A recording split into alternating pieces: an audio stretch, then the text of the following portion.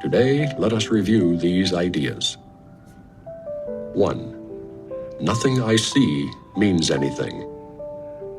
The reason this is so is that I see nothing, and nothing has no meaning. It is necessary that I recognize this, that I may learn to see. What I think I see now is taking the place of vision. I must let it go by realizing it has no meaning, so that vision may take its place. 2. I have given what I see all the meaning it has for me. I have judged everything I look upon, and it is this and only this I see. This is not vision. It is merely an illusion of reality, because my judgments have been made quite apart from reality. I am willing to recognize the lack of validity in my judgments because I want to see. My judgments have hurt me, and I do not want to see according to them. 3. I do not understand anything I see. How could I understand what I see when I have judged it amiss? What I see is the projection of my own errors of thought. I do not understand what I see because it is not understandable. There is no sense in trying to understand it, but there is every reason to let it go and make room for what can be seen and understood and loved. I can exchange what I see now for this merely by being willing to do so. Is not this a better choice than the one I made before? 4. These thoughts do not mean anything.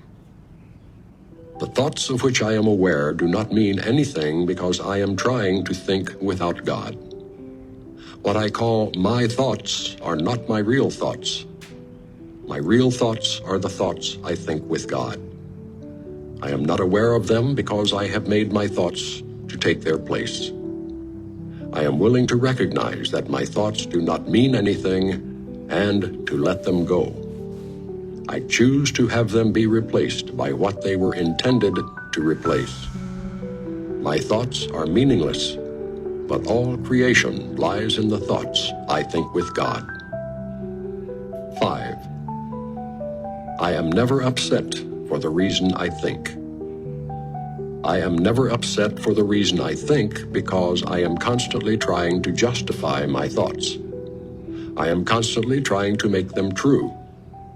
I make all things my enemies so that my anger is justified and my attacks are warranted. I have not realized how much I have misused everything I see by assigning this role to it. I have done this to defend a thought system that has hurt me and that I no longer want. I am willing to let it go. 6. I am upset because I see what is not there. Reality is never frightening. It is impossible that it could upset me. Reality brings only perfect peace. When I am upset, it is always because I have replaced reality with illusions I made up. The illusions are upsetting because I have given them reality, and thus regard reality as an illusion. Nothing in God's creation is affected in any way by this confusion of mine. I am always upset by nothing. 7. I see only the past. As I look about, I condemn the world I look upon. I call this seeing. I hold the past against everyone and everything, making them my enemies. When I have forgiven myself and remembered who I am, I will bless everyone and everything I see. There will be no past, and therefore no enemies, and I will look with love on all that I failed to see before. 8. My mind is preoccupied with past thoughts. I see only my own thoughts, and my mind is preoccupied with the past. What then can I see as it is? Let me remember that I look on the past to prevent the present from dawning on my mind.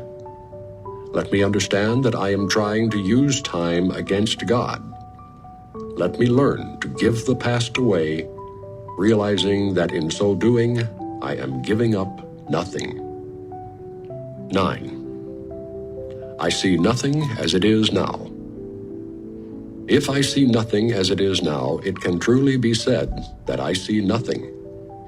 I can see only what is now. The choice is not whether to see the past or the present.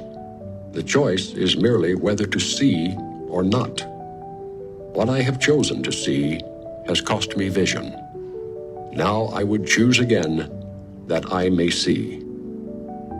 10. My thoughts do not mean anything.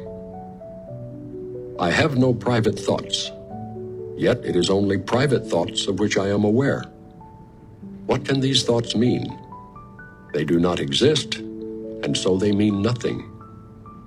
Yet my mind is part of creation and part of its creator. Would I not rather join the thinking of the universe than to obscure all that is really mine with my pitiful and meaningless private thoughts? 11. My meaningless thoughts are showing me a meaningless world. Since the thoughts of which I am aware do not mean anything, the world that pictures them can have no meaning. What is producing this world is insane, and so is what it produces. Reality is not insane, and I have real thoughts as well as insane ones. I can therefore see a real world if I look to my real thoughts as my guide for seeing. 12. I am upset because I see a meaningless world. Insane thoughts are upsetting. They produce a world in which there is no order anywhere. Only chaos rules a world that represents chaotic thinking, and chaos has no laws. I cannot live in peace in such a world. I am grateful that this world is not real and that I need not see it at all unless I choose to value it. And I do not choose to value what is totally insane and has no meaning. 13. A meaningless world engenders fear. The totally insane engenders fear because it is completely undependable and offers no grounds for trust. Nothing in madness is dependable. It holds out no safety and no hope. But such a world is not real. I have given it the illusion of reality and have suffered from my belief in it. Now I choose to withdraw this belief and place my trust in reality. In choosing this, I will escape all the effects of the world of fear because I am acknowledging that it does not exist. 14. God did not create a meaningless world. How can a meaningless world exist if God did not create it? He is the source of all meaning, and everything that is real is in His mind. It is in my mind, too, because He created it with me. Why should I continue to suffer from the effects of my own insane thoughts when the perfection of creation is my home? Let me remember the power of my decision and recognize where I really abide. 15. My thoughts are images that I have made. Whatever I see reflects my thoughts. It is my thoughts that tell me where I am and what I am. The fact that I see a world in which there is suffering and loss and death shows me that I am seeing only the representation of my insane thoughts and am not allowing my real thoughts to cast their beneficent light on what I see. Yet, God's way is sure. The images I have made cannot prevail against Him because it is not my will that they do so.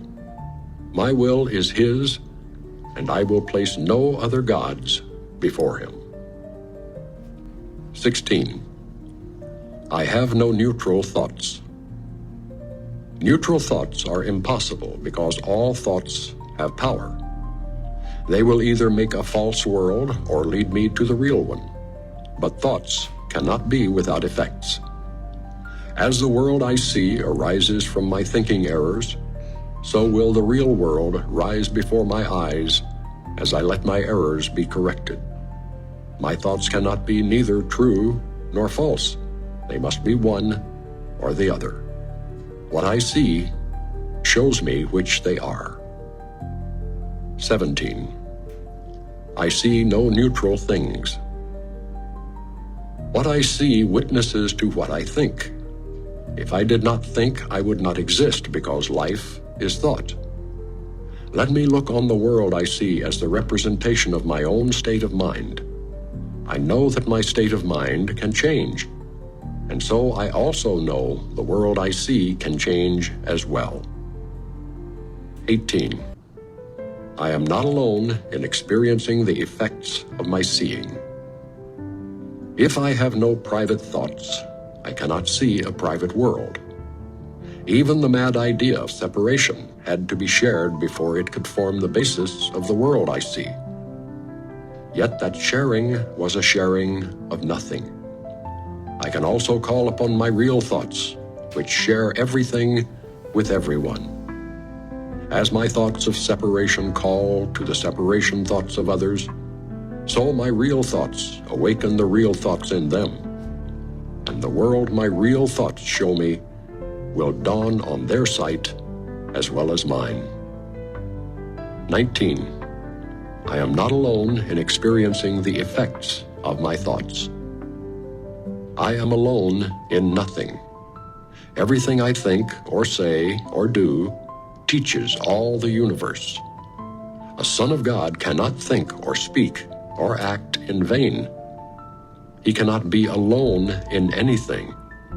It is therefore in my power to change every mind along with mine, for mine is the power of God. 20. I am determined to see. Recognizing the shared nature of my thoughts, I am determined to see. I would look upon the witnesses that show me the thinking of the world has been changed.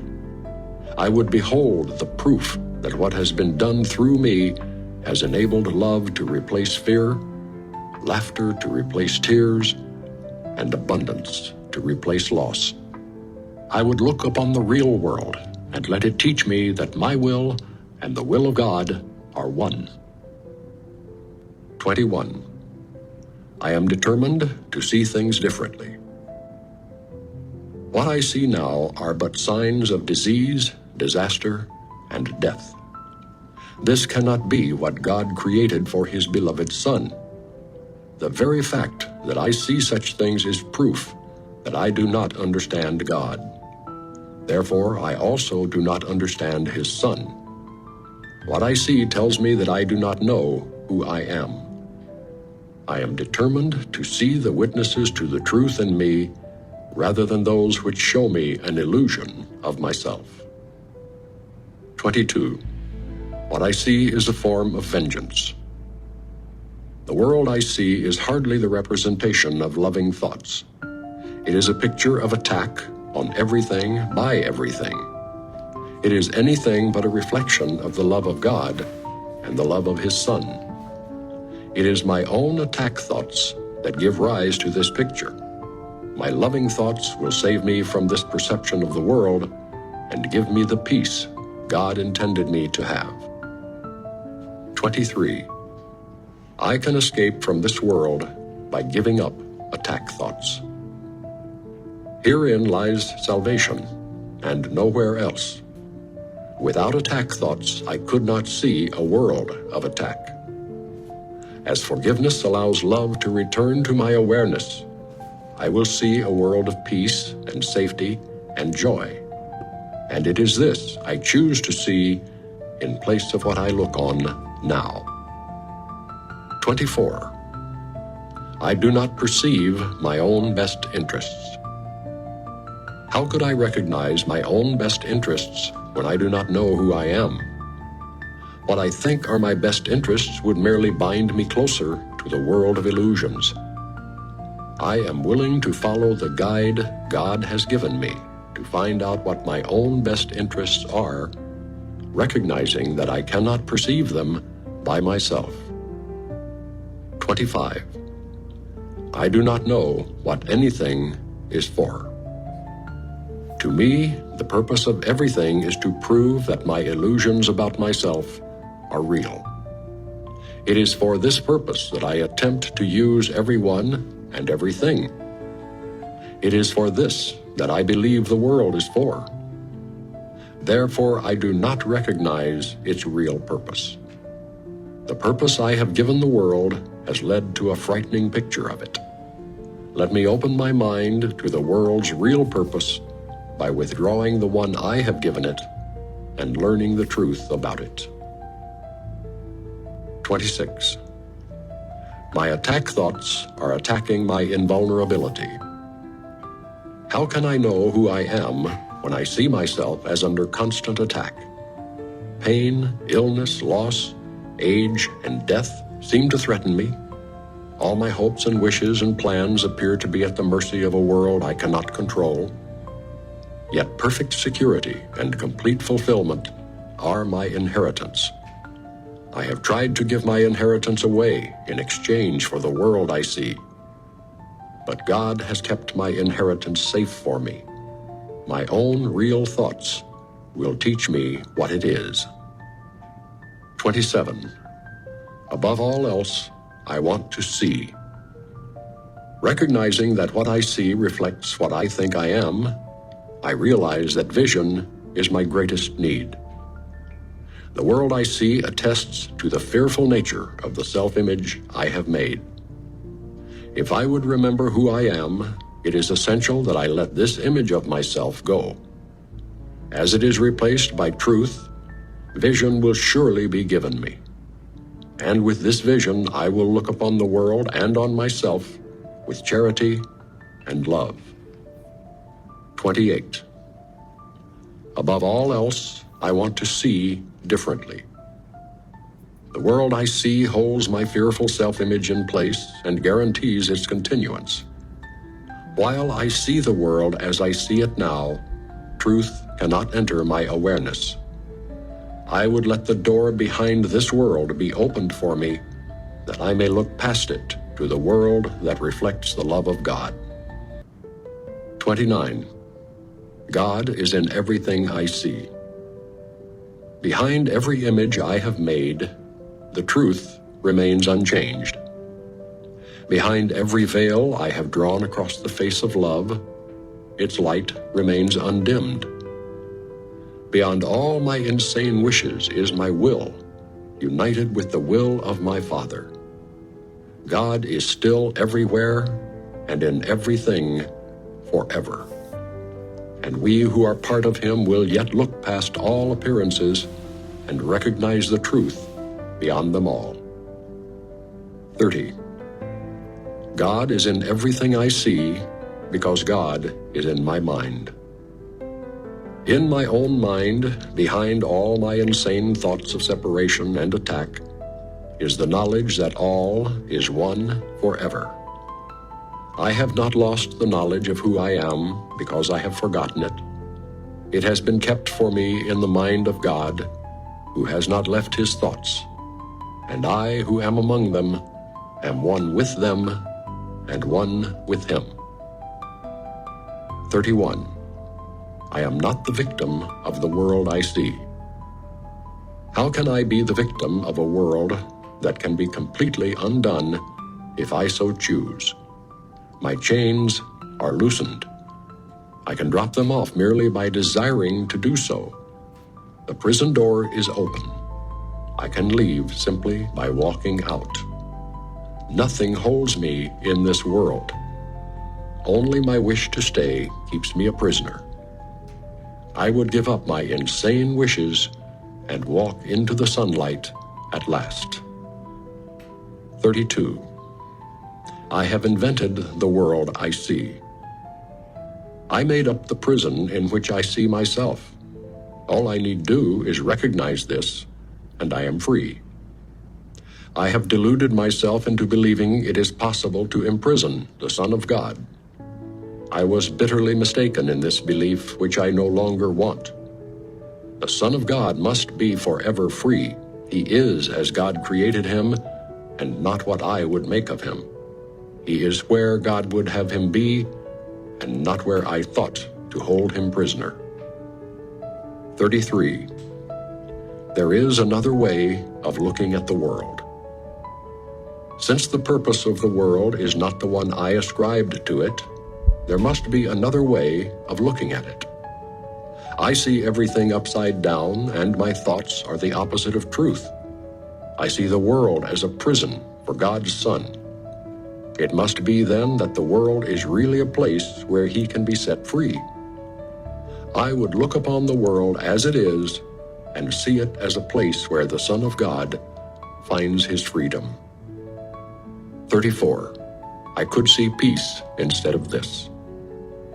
When I see the world as a place of freedom, I realize that it reflects the laws of God instead of the rules I made up for it to obey. I will understand that peace, not war, abides in it, and I will perceive that peace also abides in the hearts of all who share this place with me. 35. My mind is part of God's. I am very holy. As I share the peace of the world with my brothers, I begin to understand that this peace comes from deep within myself. The world I look upon has taken on the light of my forgiveness and shines forgiveness back at me. In this light, I begin to see what my illusions about myself kept hidden. I begin to understand the holiness of all living things, including myself, and their oneness with me. 36. My holiness envelops everything I see. From my holiness does the perception of the real world come. Having forgiven, I no longer see myself as guilty. I can accept the innocence that is the truth about me. Seen through understanding eyes, the holiness of the world is all I see, for I can picture only the thoughts I hold about myself. 37. My holiness blesses the world. The perception of my holiness does not bless me alone. Everyone and everything I see in its light shares in the joy it brings to me. There is nothing that is apart from this joy, because there is nothing that does not share my holiness. As I recognize my holiness, so does the holiness of the world shine forth for everyone to see. 38. There is nothing my holiness cannot do. My holiness is unlimited in its power to heal, because it is unlimited in its power to save. What is there to be saved from except illusions? And what are all illusions except false ideas about myself? My holiness undoes them all by asserting the truth about me. In the presence of my holiness, which I share with God himself, all idols vanish. 39. My holiness is my salvation. Since my holiness saves me from all guilt, recognizing my holiness is recognizing my salvation. It is also recognizing the salvation of the world. Once I have accepted my holiness, nothing can make me afraid. And because I am unafraid, everyone must share in my understanding, which is the gift of God to me and to the world. 40. I am blessed as a son of God. Herein lies my claim to all good and only good. I am blessed as a son of God. All good things are mine because God intended them for me. I cannot suffer any loss or deprivation or pain because of who I am. My Father supports me, protects me, and directs me in all things. His care for me is infinite and is with me forever. I am eternally blessed as his son. 41. God goes with me wherever I go. How can I be alone when God always goes with me? How can I be doubtful and unsure of myself when perfect certainty abides in him? How can I be disturbed by anything when he rests in me in absolute peace? How can I suffer when love and joy surround me through him? Let me not cherish illusions about myself. I am perfect because God goes with me wherever I go. 42. God is my strength. Vision is his gift. Let me not look to my own eyes to see today. Let me be willing to exchange my pitiful illusion of seeing for the vision that is given by God. Christ's vision is his gift, and he has given it to me. Let me call upon this gift today, so that this day may help me to understand eternity. 43. God is my source. I cannot see apart from him. I can see what God wants me to see. I cannot see anything else. Beyond his will lie only illusions. It is these I choose when I think I can see apart from him. It is these I choose when I try to see through the body's eyes. Yet the vision of Christ has been given me to replace them. It is through this vision that I choose to see. 44.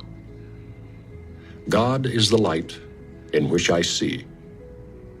I cannot see in darkness. God is the only light. Therefore, if I am to see, it must be through him. I have tried to define what seeing is, and I have been wrong. Now it is given me to understand that God is the light in which I see. Let me welcome vision and the happy world it will show me. 45. God is the mind with which I think. I have no thoughts I do not share with God. I have no thoughts apart from him, because I have no mind apart from his. As part of his mind, my thoughts are his, and his thoughts are mine. 46. God is the love in which I forgive. God does not forgive because he has never condemned.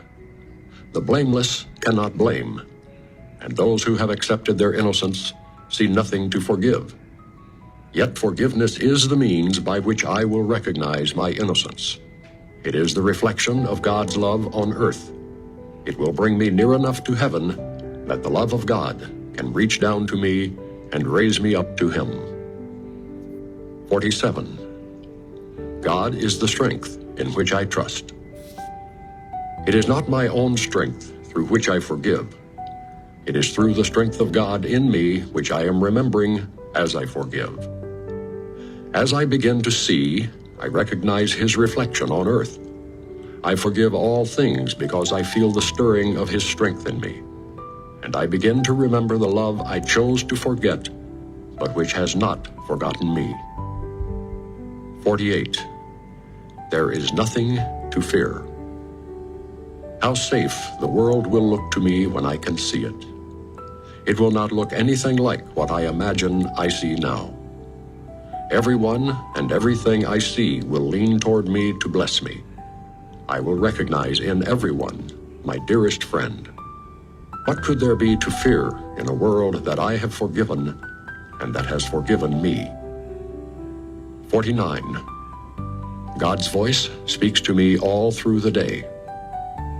There is not a moment in which God's voice ceases to call on my forgiveness to save me. There is not a moment in which his voice fails to direct my thoughts, guide my actions, and lead my feet. I am walking steadily on toward truth. There is nowhere else I can go, because God's voice is the only voice and the only guide that has been given to his Son. 50. I am sustained by the love of God. As I listen to God's voice, I am sustained by his love. As I open my eyes, his love lights up the world for me to see. As I forgive, his love reminds me that his Son is sinless.